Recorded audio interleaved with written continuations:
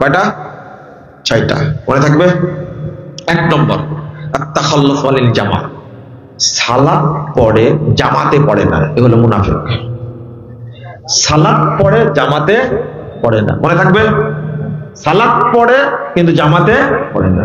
2 নম্বর তাখিরুস সালাহ, সালাত দেরিতে পড়ে, সালাত দেরিতে পড়ে। 3 নম্বরটা হলো আল কাসালু ইলা কিয়ামিস সালাহ, সালাত পড়তে যেতে অলসতা করে। সালাত পড়ে কিন্তু মসজিদে যেতে কি করে? ওই কোনো আজান হয়ে গেছে, ইকামত হয়ে যাচ্ছে, ওযু করেনি, যেতে যে 2 রাকাত শেষ, 3 রাকাত শেষ, জামাত পেল না, এ হলো কি? মুনাফিক।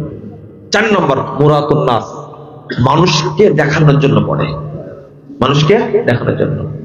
5 নম্বর ইল্লাতু যিকরিহা, সালাতে আল্লাহকে সময় দেয় না, খুব তাড়াহুড়া করে। যে জহর পড়তে আপনার সময় লাগার কথা আধা ঘন্টা 20 মিনিট, আপনি 2 মিনিটে পড়ে দৌড়, আছে না?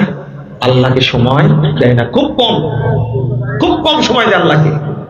6 নম্বরটা হলো নাকরুহা কানাকরিল মুরাব ওয়াদ-দুয়ুক, রাসূল সাল্লাল্লাহু আলাইহি সাল্লাম বলেছেন কাকের মতো ঠোকায়, মোরগের মতো ঠোকায়। এই 6টা গুণের মধ্যে, গুণ যাদের যাদের মধ্যে পাওয়া যাবে, 1টা 2টা 3টা 6টা পাওয়া যাবে, তারা গুণ বললাম, আপনি বললেন দোষ, দোষ বললে খারাপ মনে করবে। এই যে দোষগুলো, খারাপ অভ্যাসগুলো যদি থাকে, এ কি মুসল্লি? সবাই বলেন।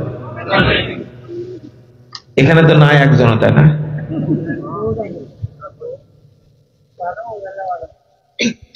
এই গুণ, নামাজ পড়েন আপনি, একটা গুণ আছে, কোথায় পড়েন না?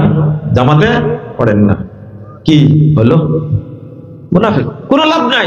জামাতে সালাত আদায় করা ওয়াজিব, ফরজ, জামাতে পড়া, আপনি জামাতে পড়েন না, মুনাফিক।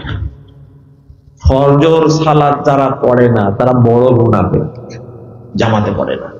লা ইলাহা ইল্লা আনতা সুবহানাকা ইন্নী কুনতু মিনাজ জালিমিন।